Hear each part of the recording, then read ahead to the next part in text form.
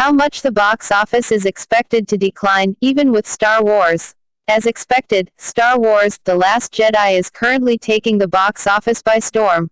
The mid-DLE chapter in the new Star Wars saga has proven the franchise is still a cultural phenomenon.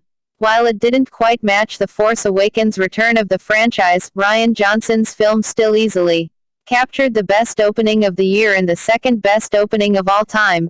Unfortunately, that amazing performance is not going to be quite enough to push the box office up to last year's record-setting heights. The final 2017 box office will be at least 2% less than 2016's haul. Last year's North American box office finished with a total of $11.38 billion for the best performance ever. As of December 19, the current domestic box office total stands at $10.35 billion. According to Variety, this is a 3.1% drop from the same point last year. In order to match last year's sum, the final 12 days of the box office would have to bring in a little over $1 billion.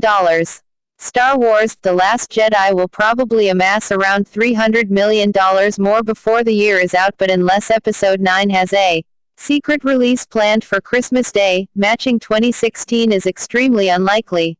Lest you feel too bad, the final domestic total is expected to be in the $11.10 to $11.2 billion range, similar to the $11.4 billion earned in 2015, the second highest year on record.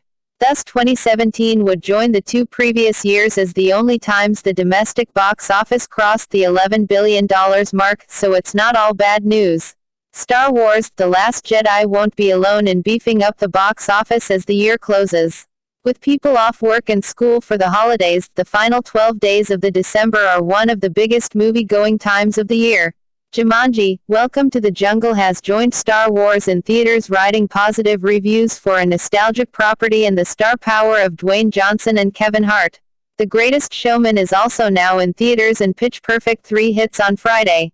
In addition to Oscar Fair in theaters and on the way with All the Money in the World and Phantom Thread, there are a ton of diverse titles to entertain any audience as the year comes to an end.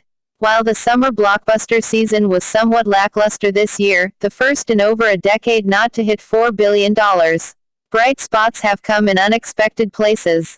Horror has had a banner year with IT in the top 10 films of the 2017.